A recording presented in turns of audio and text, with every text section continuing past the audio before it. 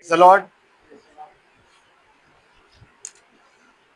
तो आइए हम परमेश्वर के वचन की ओर चलते हैं और हम परमेश्वर के वचन से निकालेंगे प्रेरितों के काम की पुस्तक उसका दूसरा अध्याय।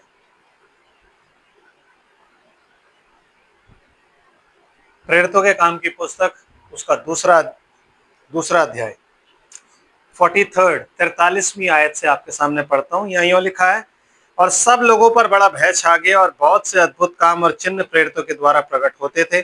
वे सब विश्वास करने वाले इकट्ठे रहते थे और उनकी सब वस्तुएं साझे की थी, और वह अपनी संपत्ति और सामान बेच बेच कर जैसी जिसकी आवश्यकता होती थी बांट दिया करते थे।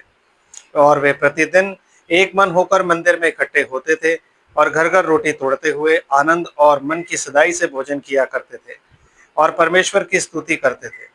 और सब लोग उनसे प्रसन्न थे, और जो उद्धार पाते थे उनको प्रभु प्रतिदिन उनमें मिला देता था। आमीन। परमेश्वर की आशीष उसके पवित्र वचन के पढ़े और सुने जाने पर हो। Praise the Lord. हम लोग बैठ जाते हैं। आमीन। तो बातचीत आज हम जिस विषय पर कर रहे हैं उसका नाम है ब्रदरली काइंडनेस। आमीन। तो बाइबल में कहती है, जब हमें वो वाली गॉडलीनेस जो गॉडलीनेस हमने अभी सीखी है वो नहीं, उसमें और बहुत सी चीज़ें भी होंगी, क्योंकि कोई इंसान परफेक्ट प्रीचर नहीं होता, कई चीज़ें मिस भी कर जाते हैं। तो जब वो वाली गॉडलीनेस जो हमें मिल जाए, जो हमने सीखी अभी पीछे दिनों में जानी, उस वाली गॉडलीनेस को हमें अपने फेथ पे ऐड करना है। जब वो वर्च्यू मिल जाए जो हमने सीखी परमेश्वर के वचन से, हमें अपने फेथ पे ऐड करनी है खुद। नॉलेज खुदा की जब मिल जाए, ऐड करनी है खुद। टेम्परेंस मिल जाए, ऐड करनी है खुद। पेशेंस मिल जाए, ऐड करनी है। गॉडलीनेस उसके बाद हमें मिलेगी, क्योंकि परमेश्वर के बारे में जानना और परमेश्वर के अंदर रहना एक बहुत अलग सा एक्सपीरियंस है। आमीन। तो आज हम जिस पे बात कर रहे हैं इसको बोलते हैं ब्रदरली काइंडनेस। ब्रदरली काइंडनेस एक ऐसा लव होता है जिस लव को आप बोलते हो फिलियो। आमीन। जिस लव को आप क्या बोलते हो? फिलियो। ये फिलियो लव जो होता है ना, ये गिव एंड टेक होता है। ये भाइयों के साथ किया जाता है। और ये जो चैरिटी है ना, ये लव जो है, ये ऊपर वाला जो लव है, दिस लव इज अगापो। ये खुदा का प्यार है। ये आपको उसी दिन मिलेगा जब आप अडॉप्शन में आओगे, लेकिन उससे पहले आपके पास और मेरे पास ये ब्रदरली काइंडनेस मतलब फिलियो लव होना बहुत जरूरी है। सो ये फिलियो लव होता क्या है एक्चुअली? आमीन। इस फिलियो लव को हम कैसे पहचाने? एक नमूना जो फिलियो लव का है वो है जो प्रेरितों के काम में अभी हमने पढ़ा कि उनकी हर चीज जो थी वो साझे की। वो अपनी संपत्ति बेच बेच कर एक दूसरे का जो जरूरतें थी उनको वो पूरा कर। एक पहलू इसका ये है। आमीन। जब मैं बात करता हूँ फिलियो लव की, तो फिलियो लव से हमें ये जानना बड़ा जरूरी है कि ब्रदरली काइंडनेस एक्चुअली भाईचारे की प्रीति होती है। हिंदी में जब आप पढ़ते हो ना, तो लिखा भाईचारे की प्रीति। भाईचारे की प्रीति का जो सबसे बेस होता है वो क्या चीज होती है पता है? सबसे निचला जो पायदान है भाईचारे की प्रीति का, कि सबसे पहले भाईचारे की प्रीति में हमें क्या चीज आनी चाहिए? फॉरगिवनेस। आमीन। जिस यीशु मसीह को मैं मानता हूं, उस यीशु मसीह में जो सबसे निचला पायदान है वो क्या है? फॉरगिवनेस। तो भाईचारे की जो सबसे बेसिक चीज होती है उसको हम क्या बोलते हैं? फॉरगिवनेस। फिलियो लव क्या होता है? फिलियो लव में आप क्या करते हो? आप फिलियो लव में फॉरगिव करते हो एक दूसरे को। आमीन। एक दूसरे को आप फॉरगिव करते हो। एक दूसरे के साथ सबसे पहली चीज जो आप सीखते हो वो ये है कि हमें एक दूसरे को कैसे दो तरीके के प्यार दिखाते हो। चलते हैं उत्पत्ति की पुस्तक,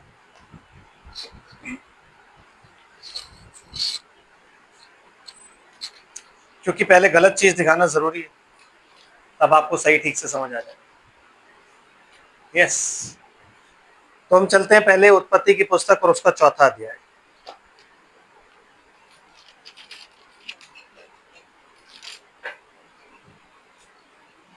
19 आयत से पढ़ते हैं। उत्पत्ति की पुस्तक 4 अध्याय 19 आयत। Sister please. लेमेक ने 2 स्त्रियां ब्याह ली। ओके, लेमेक वो आदमी है जिससे पॉलीगैमी शुरू हुई थी। उससे पहले सबकी एक एक बीवी थी। लेमेक वो पहला आदमी था जिसकी 2 बीवियां। यस, आगे। जिनमें से एक का नाम आदा और दूसरी का नाम सिल्ला था। आदा ने याबाल को जन्म दिया। वह तंबुओं में रहना और पशुपालन इन दोनों रीतियों का प्रवर्तक हुआ। हाँ, तो आदा जो थी वो कहाँ की थी? शेत के वंशी। और उसके भाई का नाम यूबाल था। वह वीणा और बांसुरी आदि बाजों के बजाने की सारी रीति का प्रवर्तक हुआ। यस, आगे। और सिल्ला ने भी तुबल के नामक एक पुत्र को जन्म दिया। वह पीतल और लोहे के सब धार वाले हथियारों का गढ़ने वाला हुआ। तुबलकेन की बहन नामा थी। यस। और लेमेक ने अपनी पत्नियों से कहा, लेमेक ने अपनी पत्नियों से कहा, सिस्टर, हे आदा और हे सिल्ला, मेरी सुनो। हे लेमेक की पत्नियों, मेरी बात पर कान लगाओ जी। मैंने एक पुरुष को जो मुझे चोट लगाता था, अर्थात एक जवान को जो मुझे घायल करता था, घात किया है। मैंने क्या किया है? एक जवान को। वो जवान कौन था? वो किसी दूसरे एरिया का नहीं था। मतलब आप ये नहीं कह सकते कि वो कोई और है बंदा। He is talking about his brother, उसी के कुल का। नहीं, उसी के कुल की बात कर रहा हूं। ठीक है, समझिए क्या बोलता है कि एक जवान को जो मुझे चोट लगाता था, मैंने क्या किया? उसका मैंने घात कर दिया। तो मैं कैनिक ट्रेड दिखा रहा हूं आपको कि जब कैन के ट्रेड के आप होते हो या कोई होता है तो वो क्या करता है। और जब कैन का बदला 7 गुना लिया जाएगा। वो क्यों कह रहा है कैन का बदला 7 गुना लिया जाएगा? क्योंकि कैन ने किसको मारा था? हाबिल को। ठीक है, हाबिल कौन था? कैन का भाई। तो इसका मतलब लेमेक ने किसको मारा है? अपने भाई को। ठीक है, क्यों मारा है? चोट पहुंचाता था, उसे दुख देता था। आमेन। अगर जो कैन है उसका पलटा 7 गुना लिया जाएगा तो फिर लेमेक का कितना लिया जाएगा? लेमेक का 70 गुना लिया जाएगा। 70 गुना। यीशु मसीह के पास आके पतरस ने पूछा कि प्रभु, अपने भाई को मैं कितनी बार माफ करूं? 7 दफा। क्यों 7 दफा? क्योंकि नू कह रहा हूं, सॉरी, क्योंकि कैन का कितना? 7 गुना। ठीक है, तो 7 गुना। कहता नहीं नहीं, 7 के 70 गुना लेमेक।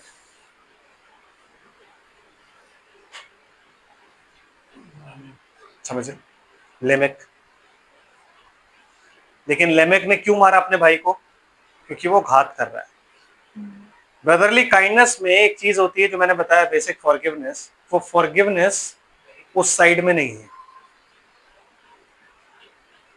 जब आप प्रभु के होते हो, आमेन, तो कोई भाई आपको कितनी भी चोट पहुंचा रहा हो, आप क्या करोगे उसको?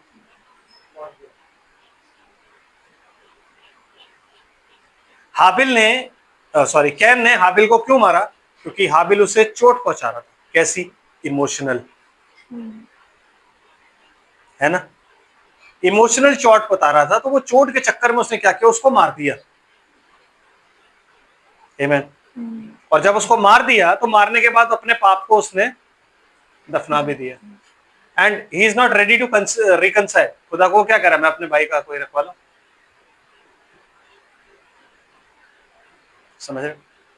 तो कहने का मतलब ये है कि ये वो साइड है जिसमें मैं आपको ये बताना चाहता हूं कि ब्रदरली काइंडनेस होती क्या है, ताकि आपको समझ आ जाए। जो कैन वाली साइड थी, ब्रदरली काइंडनेस नहीं थी। कैन ने मारा, लेमेक ने मारा, दोनों ने मारा। क्यों मारा? चोट पहुंचाता। आमेन। दूसरी तरफ दाऊद, शाऊल उसे चोट पहुंचाता था, लेकिन दाऊद ने उसको नहीं मारा। मारा? नहीं मारा। आमेन। नहीं मारा ना, छोड़ता रहा ना। और मूसा, इजरायली जो थे वो बात बात पर बलवा करते थे खुदा से। उस वक्त में मूसा क्या करता था? देखो खुदा कितना फेवरेबल है। खुदा मूसा का फेवर कर रहा है। निकालते निर्गमन की पुस्तक,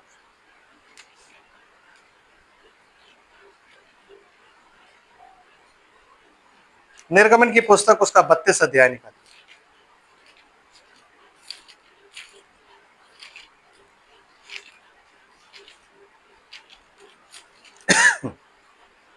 निर्गमन 32 और उसकी 7 आयत से पढ़ते। तब यहोवा ने मूसा से कहा, नीचे उतर जा। हाँ, मूसा ऊपर है और ऊपर उसको तख्तियां मिल गई हैं।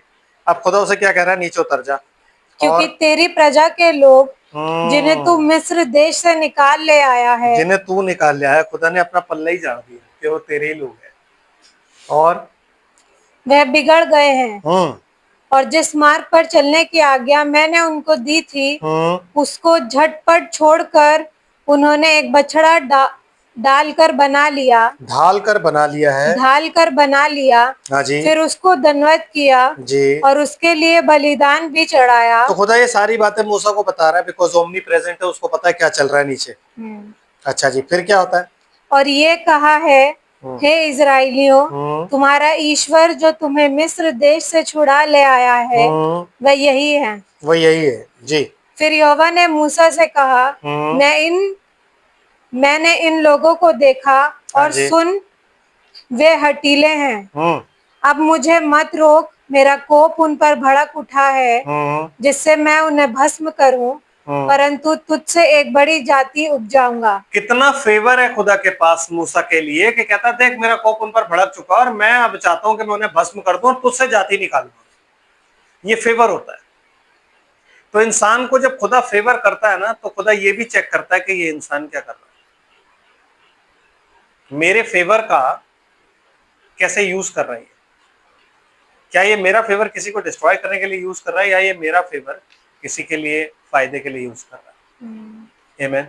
तो खुदा ने मूसा को क्या बोला? भाई मैं जाति तुझसे बनाऊंगा। पर मूसा क्या कहता? तब मूसा अपने परमेश्वर यहोवा को ये कह के मनाने लगा। आमीन।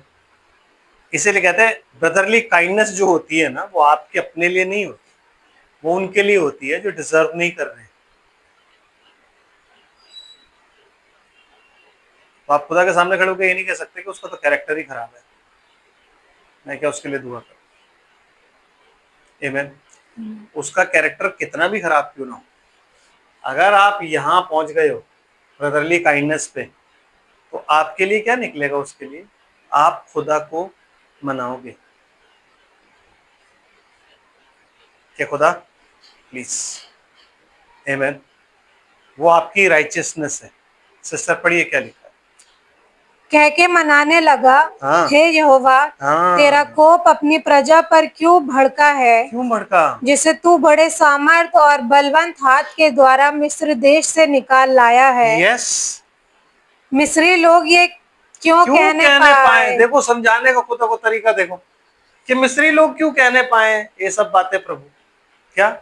वह उनको बुरे अभिप्राय से अर्थात पहाड़ों में घात करके धरती पर से मिटा डालने की मनसा से निकाल ले गया। यस। फिर तू अपने भड़के हुए कोप को शांत कर और अपनी प्रजा को ऐसी हानि पहुंचाने से न्याय की पुस्तक नहीं खोलता वो खुदा के आगे कि खुदा ये गलत काम है, मैं न्याय की पुस्तक खोलता हूँ।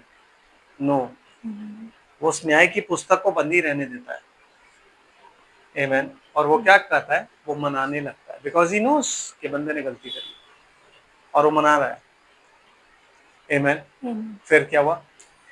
अपने दास अब्राहम, इजाक और याकूब को स्मरण कर जी, जिनसे तूने अपनी ही शपथ खाकर ये कहा था, मैं तुम्हारे वंश को आकाश के तारों के तुल्य बहुत करूंगा जी, और ये सारा देश जिसकी मैंने चर्चा की है तुम्हारे वंश को दूंगा जी, और वह उसके अधिकारी सदैव बने रहे जी। तब यहोवा अपनी प्रजा की हानि करने से जो उसने कहा था पछताया। पछताया का मतलब ये नहीं कि यहोवा ये रोने लग गया। पछतावा मतलब उसने अपना मन फिरा लिया कि ठीक है चलो मैं इनकी हानि नहीं करूंगा। क्यों? बिकॉज मूसा जो था वो परमेश्वर के सामने उस गैप के बीच में खड़ा रहा, जो गैप लोगों का परमेश्वर के बीच में आ गया था, क्योंकि लोग मूर्ति पूजा कर रहे थे।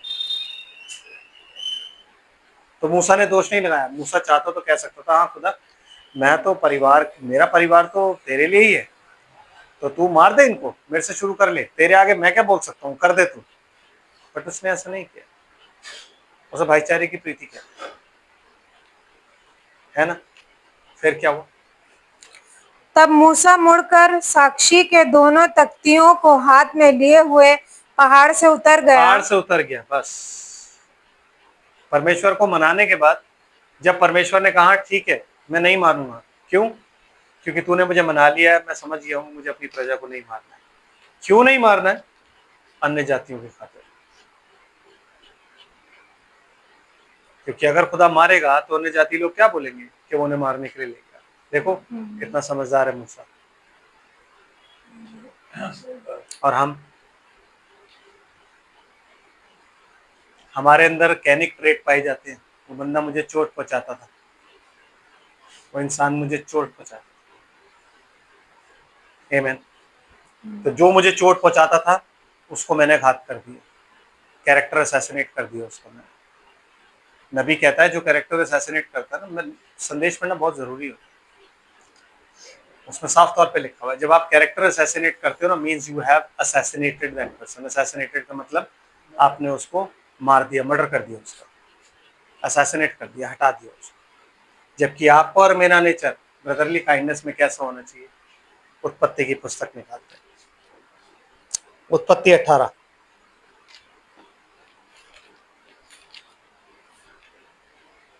पहले अच्छा नहीं सर पहली आयत से नहीं पढ़ेंगे। हाँ चलिए ठीक है, पहले से ही पढ़ देते हैं। अब्राहम मरमे के बांज वृक्षों के बीच कड़ी धूप के समय तंबू के द्वार पर बैठा हुआ था। तब यहोवा ने उसे दर्शन दिया। उसने आंख उठाकर दृष्टि की तो क्या देखा कि 3 पुरुष उसके सामने खड़े हैं। जी। जब उसने उन्हें देखा तब वह उनसे भेंट करने के लिए तंबू के द्वार से दौड़ा और भूमि पर गिरकर दंडवत की और कहने लगा, हे प्रभु, यदि मुझ पर तेरे अनुग्रह की दृष्टि है तो मैं विनती करता हूँ कि अपने दास के पास से चले न जाना। रिलेशनशिप अब्राहम का और खुदा का इतना घनिष्ठ है कि खुदा उससे खुद मिलने आया। खुदा ने कहा देखो मैं पृथ्वी पर जा ही रहा हूँ, सदोम की तरफ मैंने जाने में अब्राहम से मिलता हुआ चलूंगा। जैसे हमारे यहाँ होता ना कि यहाँ से मैं गुजर रहा था, मैं मिलने आ गया आप लोग से, वही वाली बातचीत है कि भाई किसी से मिलने जा रहा है दोस्त से अपने, और कहीं जा रहा है तो बीच में दोस्त का घर पड़ा, चले यार मैंने सोचा तेरा घर पड़ रहा है मिलता चलता हूँ तेरे से। ये परमेश्वर का और अब्राहम का रिलेशनशिप है, ठीक है ना। उस रिलेशनशिप का फायदा अब्राहम कैसे उठाता है इसको हम थोड़ा देखना चाहते हैं ब्रदरली काइंडनेस। हाँ जी। मैं थोड़ा सा जल लाता हूँ और आप अपने पांव धोकर इस वृक्ष के नीचे विश्राम करें जी। फिर मैं एक टुकड़ा रोटी ले आऊं और उससे आप अपने अपने जीवन को तृप्त करें, जीव को तृप्त करें। तब उसके पश्चात आगे बढ़ें जी, क्योंकि आप अपने दास के पास इसीलिए पधारे हैं ताकि मैं आपकी सेवा करूं। आमीन। फिर क्या हुआ? उन्होंने कहा जैसा तू कहता है वैसा ही कर। यस। तब अब्राहम तुरंत तंबू में सारा के पास गया। ओके, अब्राहम ने खिलाया पिलाया उनको बढ़िया तरीके। खिलाने पिलाने के बाद की अब बात करते हैं, 16वीं आयत पे आते हैं। फिर वह पुरुष वहां से चले और सदोम की ओर दृष्टि की और अब्राहम उन्हें विदा करने के लिए उनके संग संग चला जी। तब यहोवा ने कहा, ये जो मैं करता हूँ उसे क्या अब्राहम से छुपा रखूं? जी। अब्राहम से तो निश्चय एक बड़ी और सामर्थी जाति उपजेगी। अब्राहम का टेस्ट शुरू होने वाला है। फिर क्या हुआ? और पृथ्वी की सारी जातियां उसके द्वारा आशीष पाएंगी। जी जी।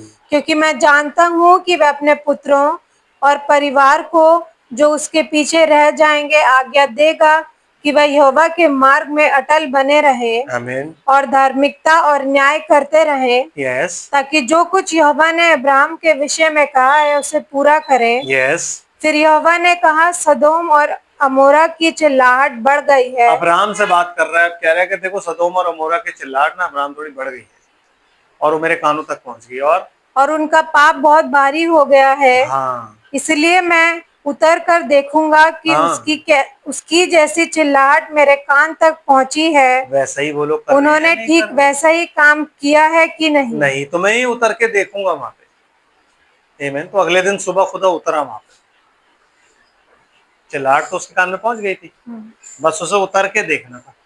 तो जब उसने उतर के देखा, उसके देखने मात्र से पूरा सदोम और अमोरा जो था वो जल गया।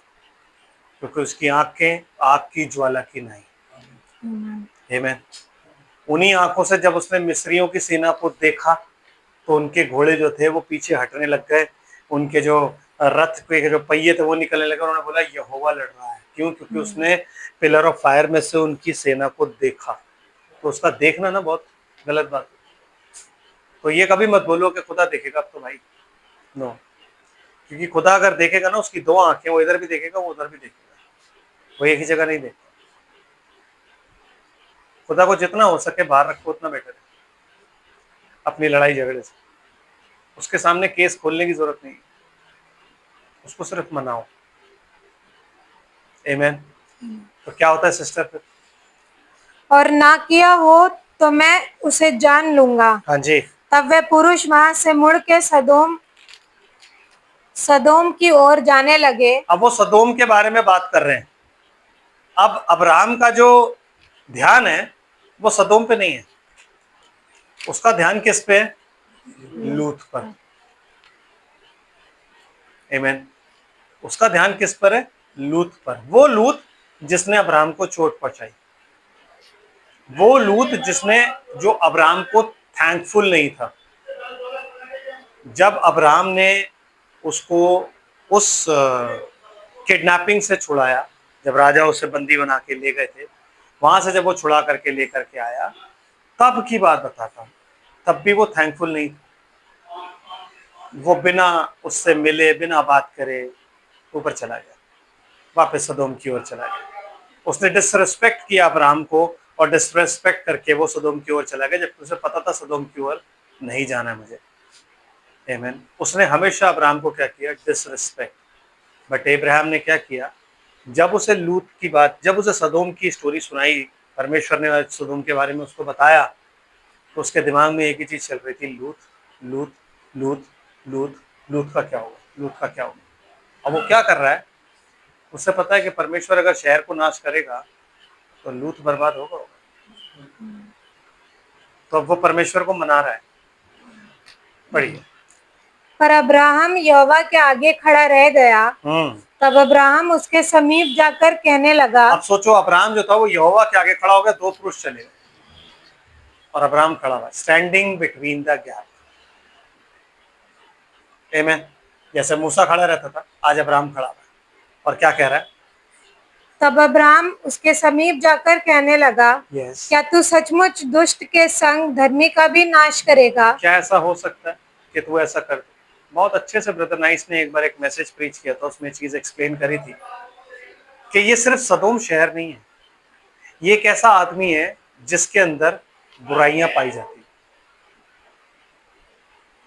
कितनी बुराइयां पाई जाती?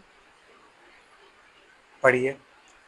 कदाचित उस नगर में 50 धर्मी हो। 50% उसमें अच्छाई पाई जाती है, 50% बुराई, आधा आधा। तो क्या खुदा तू उसे नाश कर देगा? Sodom is like a human being जिसमें 50 कमियां हैं और 50 अच्छाइयां हैं। प्रभु तो माफ कर दे, प्रभु तो तब भी नाश कर देगा। आमीन। क्यों? क्योंकि उसको चिंता किसकी है? सोल की। किसकी सोल? लूत की सोल। तो खुदा उसे क्या जवाब दे रहा है? इस प्रकार नष्ट करेगा और इन 50 धर्मियों के कारण जो उसमें हो ना छोड़ेगा। इस प्रकार का काम करना तुझसे दूर रहे। तुझसे दूर रहे। वो मतलब ये भी कह रहा है साथ साथ कि प्रभु ऐसा काम तुझसे दूर रहे, ये काम तू ना कर, ऐसा करना तुझसे दूर रहे। फिर यहोवा ने कहा, यदि मुझे सदोम में 50 धर्मी मिले तो उनके कारण उस सारे स्थान को छोड़ूंगा। सबको छोड़ दूंगा 50 मिलने पर। 50% अगर अच्छाई है आप में ना, और कोई आपके लिए प्रेयर कर रहा है, तो खुदा छोड़ देगा। धर्मी जन की प्रार्थनाओं से बहुत कुछ हो जाता है, पाप भी क्षमा हो जाते हैं। कैसे होते हैं? ऐसे, व्हेन यू इंटरसीड। केस खोलने से नहीं होते, डेविल बोलने से नहीं होते, कैरेक्टर के बारे में बताने से नहीं होते। वो सिर्फ कह नहीं करता है, वो सिर्फ लेमे की कर सकता है कि वो मुझे हाथ चोट पहुंचाता था, मैंने उसको मार दिया, बात खत्म। आई डिस्ट्रॉयड हिम। आमीन। समझ रहे हैं? अच्छा जी, चलो 50%। खुदा ने कहा ठीक है 50 में छोड़ दूंगा। अब कदाचित उन 50 धर्मियों में 5 घट जाएं। हाँ प्रभु, अगर 50 से 45% हो जाए फिर तब क्या होगा? फिर जी, यदि मुझे उसमें 45 भी मिले तो भी उसका नाश ना करूंगा। देखो खुदा इस टाइम पे, देखो आप एक चीज हमेशा याद रखो, खुदा किसी को नाश नहीं करना चाहता, but it is very important how you approach God. समझ रहे? It is very important how you approach God, कि आप खुदा को कैसे मनाते हो किसी के लिए, वो मनाना बड़ा जरूरी है। तो जब आप मनाते हो तो आप क्या बोलते हो? प्रभु अगर 5 घट जाए तो, मतलब अगर 45% की अच्छाई पाई जाती है, बाकी सब बुराई है, 60 क्या 55%, तो भी मार देगा?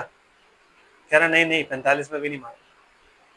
फिर जी, कदाचित वहां 40 मिले, अगर वहां 40 मिले प्रभु, तो 40% गुड पार्ट, 60% बैड पार्ट, तो प्रभु उसने कहा तो मैं 40 के कारण भी ऐसा ना करूंगा। 40 के कारण भी नहीं करूंगा। 40% अगर तुम में अच्छाई और 60% बुराई है ना, तो मैं उसको नहीं करूंगा। This is the way to intercede. यही वो तरीका है जिस तरीके ने डैनियल को प्रोत्साहित किया कि वो अपने भाई बंधुओं के पाप का प्रायश्चित करे। इसलिए कहते हैं ब्रदरली काइंडनेस जो है ना, वेरी डिफिकल्ट है, फिलियो है। जब तक हमारे अंदर यही नहीं आएगा तो हम अगापों में तो बहुत बाद में जाएंगे, पहले ये आना बहुत जरूरी है। और इसमें हमें उन्हें ही लिफ्ट करना होता है जो लोग कमजोर होते हैं आत्मा में, उन लोग को ही लिफ्ट करके ऊपर लाना होता है, क्योंकि हमें पता है ये आत्मा में कमजोर है। बाइबल में यही लिखा है ना कि तुम में जो कमजोर हो उसको हाथ पकड़ के उठाओ और अपनी भी रक्षा करो, ताकि तुम भी गिर ना जाओ। तो ये हमारा फर्ज होता है कि हम खुदा को अप्रोच करके खुदा को बोले खुदा तू उसकी मदद कर। हम खुदा को ये ना बोले कि न्याय खोल दिया है। आमीन। कभी नहीं बोलना चाहिए। ब्रदर बिली जोसेफ का मैसेज था ये, मैंने जब सुना तो मेरे होश फाख्ता होगा सुन के। कह रहे कभी इन्वॉल्व मत करो खुदा को अपने केसेस में, क्योंकि जब खुदा इन्वॉल्व हो जाता ना, फिर तुम कहते हो खुदा छोड़ दे, अब बस कर। अपने लिए भी कहते हो, क्योंकि he is a just God. दो धारी तलवार है, इधर भी चलाएगा इधर भी चलाएगा। तब तुम बोलोगे खुदा, so do not involve him, अपने केस खुद ही सॉल्व कर दो। आमीन। समझ रहे ना? Don't try to be over righteous.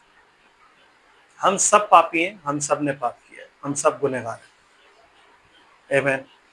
Yes sister. फिर क्या हुआ? 40% के बाद क्या होता है? कदाचित वहां 30 मिले। चलो जी, 40, अभी तो 5 घटा रहा था, पुनः सीधा 10 घटाए।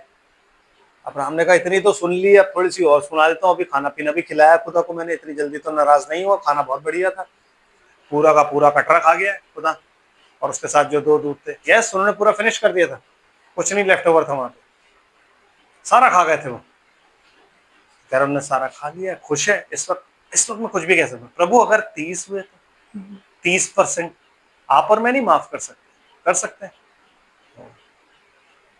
बट ही इज गॉड, वो माफ कर देगा। इसलिए यीशु मसीह कहता है पक्के खेत तो बहुत हैं, मजदूर थोड़े हैं। खेत के मालिक से प्रार्थना करो कि मजदूर भेज दे। प्रार्थना तो करो, इल्जाम मत लगाओ, प्रार्थना करो। आमीन। फिर क्या हुआ जी? यदि मुझे वहां 30 भी मिले तो भी ऐसा ना करूंगा। तो भी नहीं करूंगा, तो भी छोड़ दूंगा। फिर उसने कहा हे प्रभु सुन, हाँ मैंने इतनी डिडाई तो की है मैं कि तो बड़ा तुझसे ढीठ हूं बात कि तेरे करूं। सामने से हट नहीं रहा हूं। इतनी डिटाई मैंने कर दी और तूने मुझे माफ किया, तूने इतनी सुन ली, तेरा बहुत शुक्रिया है। अब थोड़ा और बोलूंगा। और क्या? कदाचित उसमें 20 मिले। चलो जी, सीधा 10% घटाए चले जा रहा है, सीधा 10। और खुदा इरिटेट नहीं हो रहा है, बिकॉज रीजन क्या है घटाने का? खुदा इरिटेट क्यों नहीं हो रहा है? क्योंकि खुदा को पता है ये सदोम को नहीं बचाना चाहता, लूत को बचाना चाहता। यस, खुदा को ये पता होना चाहिए कि आप कर क्या रहे हो। क्या आप सदोम से प्यार करते हो? नहीं, आप लूत से प्यार करते हो। आप लूत के चक्कर में सदोम की पैरवी कर रहे हो।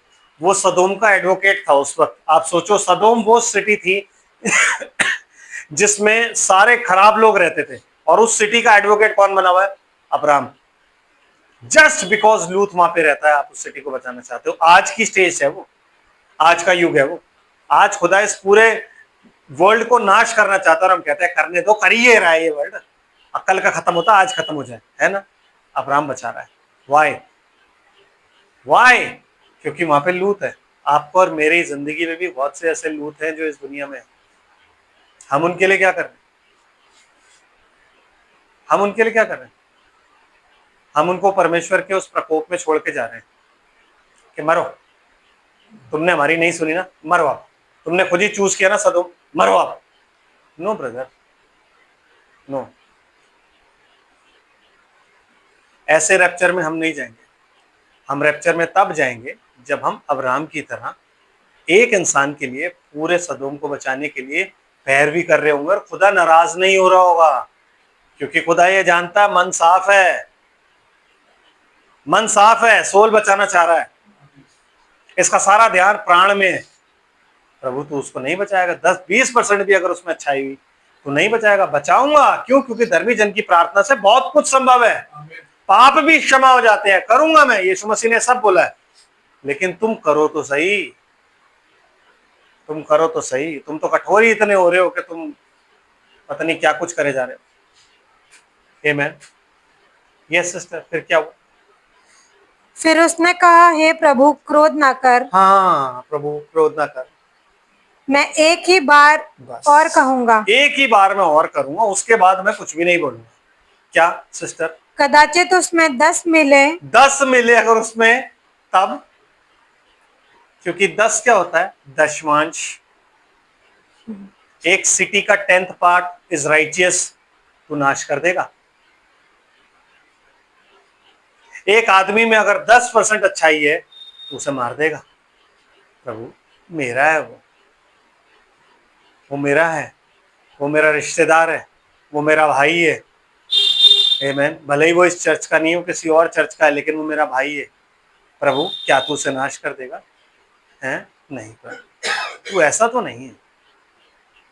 आमीन। तो खुदा क्या कर रहा है उसमें? खुदा फिर क्या बोलता है सिस्टर?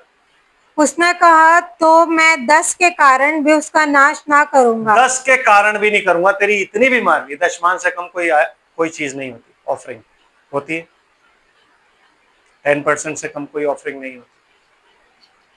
तो खुदा ने कहा भाई अगर ऐसा है कि 10% होना चाहिए, एक इंसान में 10% भी अच्छाई होगी तो मैं उसको नाश नहीं करूंगा, बशर्ते कि तुम प्रार्थना करो। किसकी तरह? इज़ेकियल की पुस्तक में क्या लिखा है?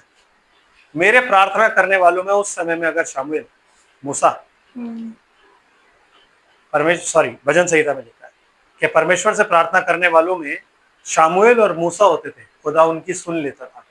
अय्यूब, उनकी करनी का फल तो उन्हें देता था, लेकिन वो सुन लेता था उनकी।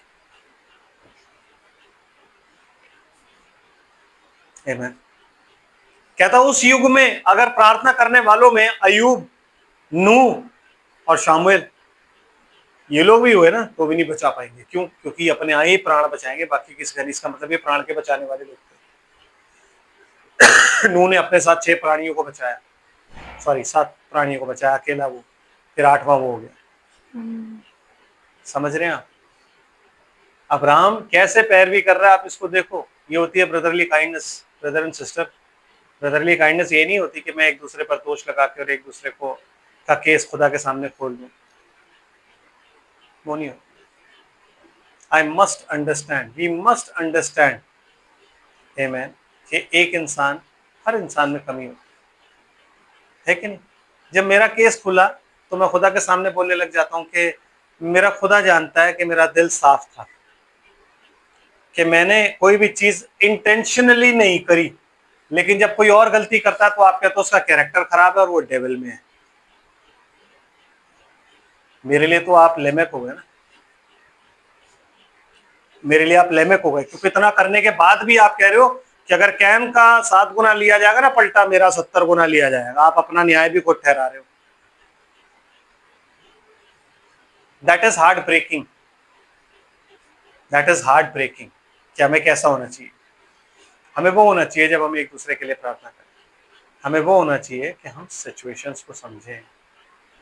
यीशु मसीह इस पृथ्वी पर सिर्फ मिनिस्ट्री करने नहीं आया था कि लोग चंगे कर दिए, ये कर दिए, वो कर दिए। हर इंसान को, जिसको वो कहता था जब फिर पाप नहीं करना था, जब आप फिर पाप मत करना, उसको वो ये कंडीशन देखता था किस कंडीशन में पाप कर रहा है। इसलिए परमेश्वर ने अब्राहम को कुछ नहीं बोला। क्या लिखा है सिस्टर, पढ़ो आगे, लिखा है कुछ लिखा हुआ है आगे। जब यहोवा अब्राहम से बातें कर चुका तब वह चला गया और हाँ जी। अब्राहम अपने घर को लौट गया। अब्राहम अपने घर को लौट गया ना। और आगे चढ़ते हैं, चलो थोड़ा सा और आगे चलते हैं। अब हम निकालते हैं इसका 19वां अध्याय।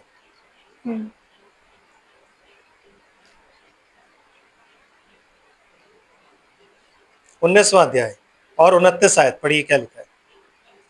आप 25 आयत से पढ़िए, नहीं आप 23 आयत से पढ़िए। लूत के स्वर के निकट पहुंचते ही सूर्य पृथ्वी पर उदय हुआ। तब यहोवा ने अपनी ओर से सदोम और अमोरा पर आकाश से गंधक और आग बरसाई और उन नगरों को और उस संपूर्ण तराई को और नगरों के सब निवासियों को भूमि की सारी उपज समेत नष्ट कर दिया। लूत की पत्नी ने जो उसके पीछे थी दृष्टि फेर के पीछे की ओर देखा और वह नमक का खंभा बन गई। भोर को अब्राहम उठकर उस स्थान को गया जहाँ वह यहोवा के सम्मुख खड़ा था। वो वही स्थान पे गया और वहां स्थान पे जाके उसने सदोम की तरफ देखना शुरू किया कि सदोम से धुआं उठ रहा है। तो क्या खुदा ने अब्राहम को धोखा दे दिया?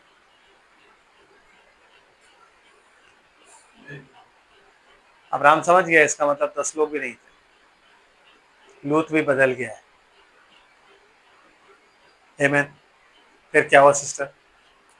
और सदोम और अमोरा और उसकी तराई के सारे देश की ओर आंख उठाकर क्या देखा कि उस देश में से धधकती हुई भट्टी का सा धुआं उठ रहा है। Oh my God. देन और ऐसा हुआ कि जब परमेश्वर ने उस तराई के नगरों को जिसमें लूत रहता था उलट पुलट कर नष्ट किया, तब उसने अब्राहम को याद करके उसने क्या किया? लूत को उस घटना से बचा लिया। Praise the Lord. आमीन। खुदा ने किसको याद किया? उस इंसान को जो खुदा से बात कर रहा था, प्रभु बचा लेना। हालांकि खुदा का फर्ज नहीं बनता था बचाने का, क्योंकि 10 लोग नहीं थे। खुदा चाहता तो नाश कर देता। ऐसा नहीं कि बाइबल में आप इसके बाद पढ़ोगे कि लूत अब्राहम को मिला, कभी नहीं मिला, कभी नहीं मिला। लेकिन खुदा ने अब्राहम को याद करके क्या किया? लूत को बचा लिया। ब्रदर एंड सिस्टर, इसे कहते हैं प्रेयर की जो पावर होती है ना, पावर ऑफ प्रेयर ये होती है। आमीन। जो खुदा हमसे चाहता है कि हम करें। हम क्यों, हमारे काम ऐसे और क्यों हम इतने कमजोर हैं आत्मा में। आमीन। कि जब हम प्रीच करना शुरू करते हैं तो हमें कुछ समझ नहीं आता कि हम क्या प्रीच करें। क्यों? क्योंकि पहली चीज जो हमारे अंदर नहीं पाई जाती ना, वो कंपैशन है। ये कंपैशन है। यीशु मसीह जब किसी की ओर देखता था ना जिसमें दुष्ट आत्मा होती है, सबसे पहले उसको तरस आता था। क्यों? वो ये सोचता था कि बताओ बेचारा, एक औरत थी जिसमें पता नहीं कितने सालों से दुर्बल करने वाली आत्मा, तो वो देख के तरस खाता है। क्या कहता है? क्या इसको ठीक होने का अधिकार नहीं है? क्या इसको आजाद होने का अधिकार नहीं है? वो उसके लिए दुआ करता है और वो आत्मा चली जाती है। कितना खुश होता है वो कि इब्राहिम की बेटी बचाई गई। हम ये सब नहीं सोचते। नो नो नो नो, हम ये सब नहीं सोचते। हमें अपनी जो वो होती है ना, क्या कहते हैं उसको, अपनी डायरियां भरनी होती है। हम कहाँ गए, हमने क्या क्या किया, हम कैसे कैसे, हम कौन कौन, हम ये, हम वो, हम ऐसा ऐसा। कितनी भी पावरफुल मिनिस्ट्री क्यों ना हो ब्रदर एंड सिस्टर, अगर ये ब्रदरली काइंडनेस नहीं है ना मेरे अंदर, तो मैं कभी भी रैप्चर में नहीं जाऊंगा। मैं ठनठनाता हुआ पीतल और झंझनाती हुई झांझू, जिसके लिए पौलुस ने क्या बोला कि मैं स्वर्गदूतों की भाषा भी बोल लूं और मेरे अंदर अगर प्रेम नहीं है तो मैं ठनठनाता हुआ पीतल और झंझनाती हुई झांझू। है ना? है कि नहीं? अयूब, जिसको उसके दोस्तों ने सताया, और ऐसा सताया दोस्तों ने कि आप सोचो क्या हुआ होगा, कि उन्होंने इतना बोला इतना बोला इतना बोला कि अयूब जो था, उसके बाद अयूब ने बोलना जब शुरू किया ना, तो बहसबाजी चलती रही। अब मुझे एक बात बताओ कि जो उसके दोस्त थे, उन दोस्तों को किसने भेजा? निकालो।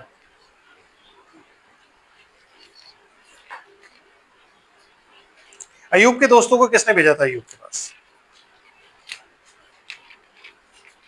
बताओ भाई। ऑब्वियसली खुदा ने तो नहीं भेजा था, क्योंकि उन्होंने आते ही क्या करना शुरू किया था, दोष लगाना शुरू कर दिया था कि तू सीक्रेट सिनर है, गुप्त में तूने गुनाह किया और हमें तू बताना नहीं चाहता। ये सब जो तेरे ऊपर विपत्ति पड़ी है ये इसलिए पड़ी है क्योंकि तूने गुनाह किया है, तू गुनहगार है। तो वो जो दोष लगाने वाला था, वो दोष लगाने वाली आत्मा शैतान की तरफ से, क्योंकि शैतान जो था वो ये चाहता था कि अय्यूब पिस्ड ऑफ हो जाए। पिस्ड ऑफ मतलब अय्यूब इतना परेशान और इतना इरिटेट हो जाए कि वो खुदा को उल्टा सीधा बक दे, ब्लास्फेमी कर दे। पर अय्यूब चुप रहा, उसने खुदा के लिए कुछ नहीं बोला, अपने दोस्तों के लिए बोलता, उन्हें ही बोलता रहा, और वो पिन करते रहे, पिन करते रहे। इसीलिए खुदा उन दोस्तों से नाराज हुआ। आमीन। अय्यूब की पुस्तक और उसका लास्ट चैप्टर निकालते हैं।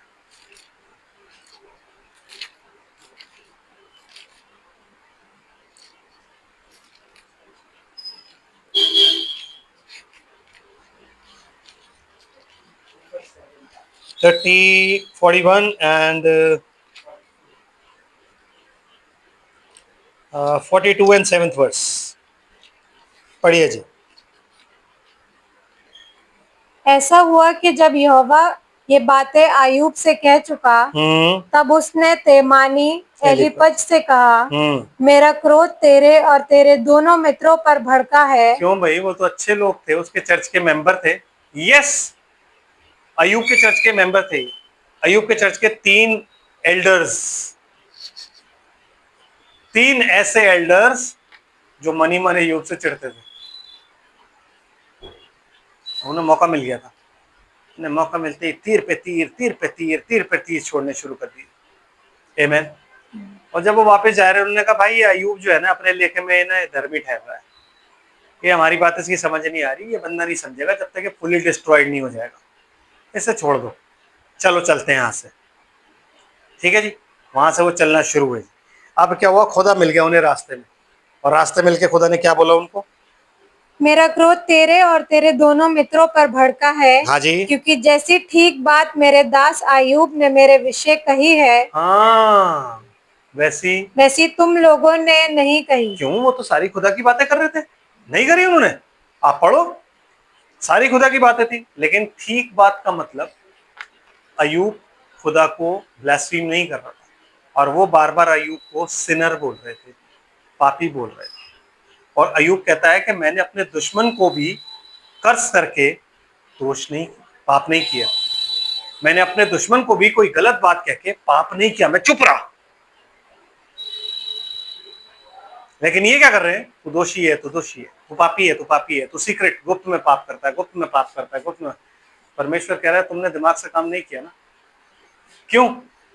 क्योंकि मूसा से तो मैं आमने सामने बात करता हूँ, तुम्हारे बीच में कोई भविष्यवक्ता होगा तो फिर भी मैं उससे सपनों में बात करूंगा, पर मूसा से मैं आमने सामने बात करता हूँ, एक भाई जैसे एक भाई से बात करता है। क्या तुम्हें बिल्कुल डर नहीं लगा उसके बारे में बोलते हुए? जिस आदमी की खुदा तारीफ कर रहा है, ब्रदर समझ रहे हो, खुदा अगर मेरा मन परखता है ना कि मैं क्या काम किस पर कर रहा हूं, तो आपका भी परखेगा, सबका परखेगा। मन और गुर्दों का जांचने वाला परमेश्वर है। कोई ये तो है नहीं कि मैं लूटने के लिए कर रहा हूं हर काम और आप ही ईमानदार हो इस दुनिया में। सिर्फ दिल सबके खुले खुदा के साथ। आमीन। तो सिस्टर क्या हुआ फिर? इसलिए अब तुम 7 बैल और 7 मेढ़े छांटकर मेरे दास अय्यूब के पास जाकर अपने निमित्त होम बलि चढ़ाओ। फिर मैंने कहा ना पहले अब्राहम का टेस्ट, ये बात कहने के बाद मूसा का टेस्ट कि भाई मैं तुझसे बड़ी जाति निकालूंगा, तेरे से तो मैं बहुत खुश हूं, तू तो मेरा अपना है, उसका टेस्ट। अब अय्यूब का टेस्ट। आमीन।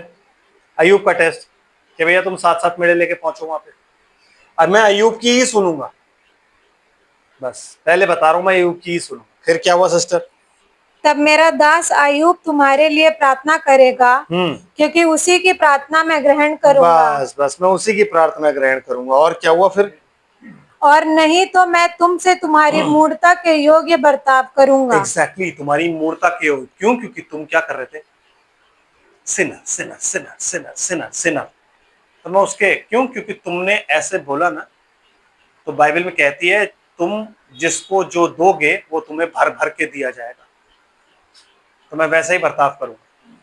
अब क्या हुआ जी, वो भागे भागे क्या होता है, क्योंकि तुम लोगों ने मेरे विषय विषय मेरे दास अय्यूब की सी ठीक बात नहीं कही। हाँ, बहुत जरूरी है खुदा के विषय में ठीक बात करना, और वो आप तभी कर सकते हो जब आपके पास क्या होगा, नॉलेज परमेश्वर की, टेम्परेंस परमेश्वर का, पेशेंस परमेश्वर की, गॉडलीनेस परमेश्वर की, तब आप वो बातें कर पाओगे। उनका फर्ज ये बनता था कि वो आके अय्यूब के लिए प्रार्थना करें कि भाई हम आपके साथ प्रार्थना करते हैं, उन्होंने वो नहीं किया, उन्होंने दोष लगाना शुरू कर दिया,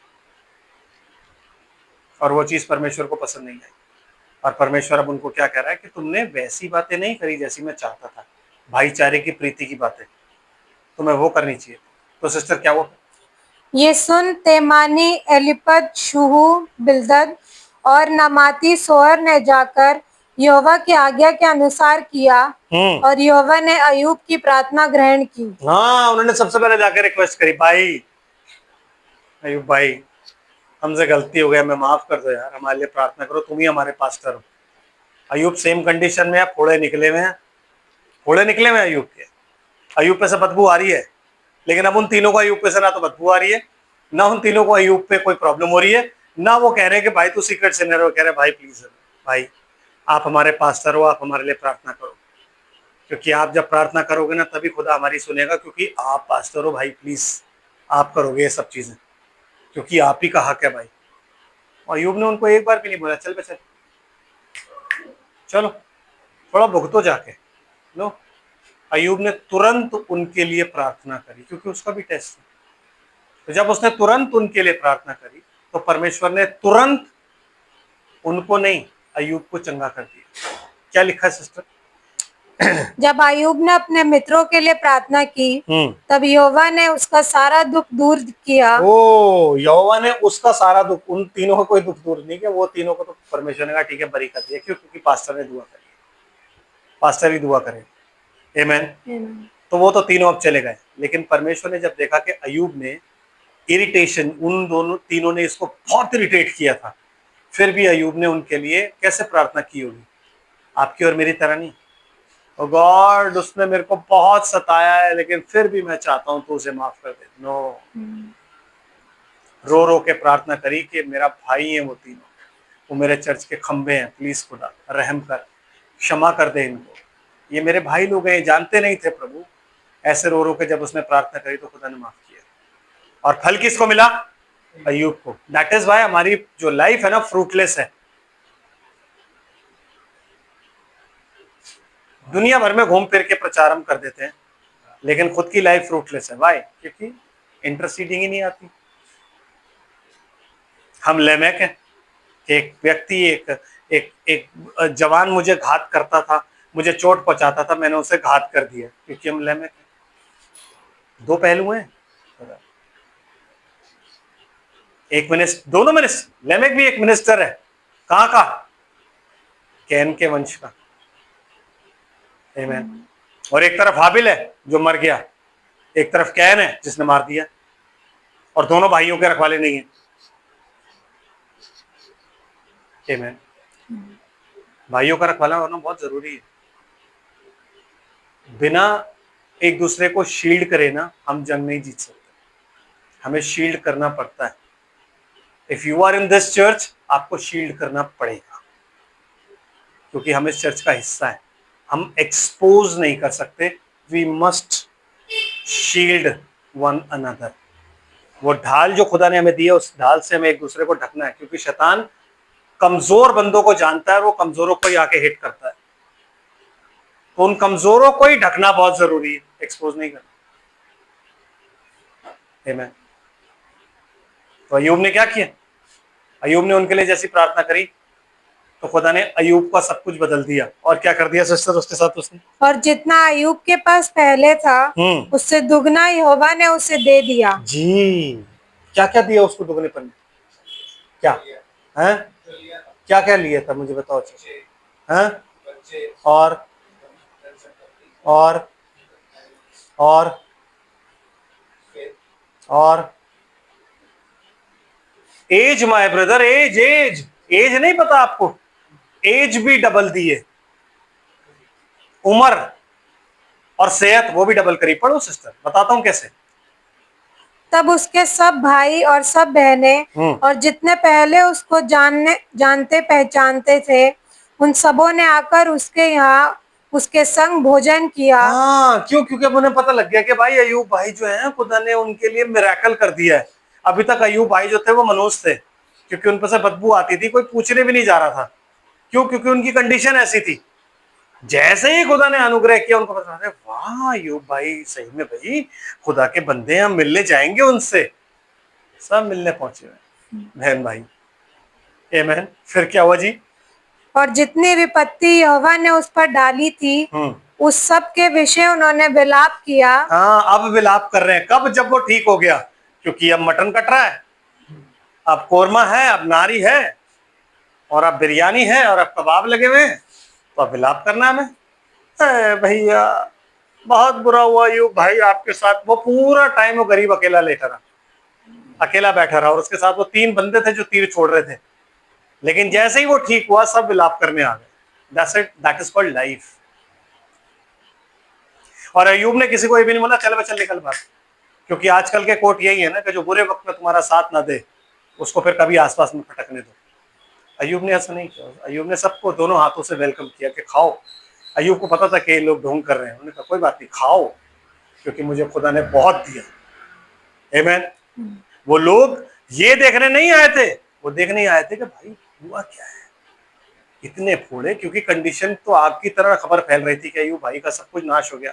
खुदा ने उनको बहुत बुरी तरीके से मारा है। बीइंग अ पास्टर, खुदा ने उनका सारा तहस नहस कर दिया, बिकॉज खुदा उनसे नाराज है। लेकिन अचानक अयूब भाई को इतना सब कुछ कैसे मिल गया? और उसे शांति दी, और उसे एक एक सिक्का और सोने की एक एक बाली दी।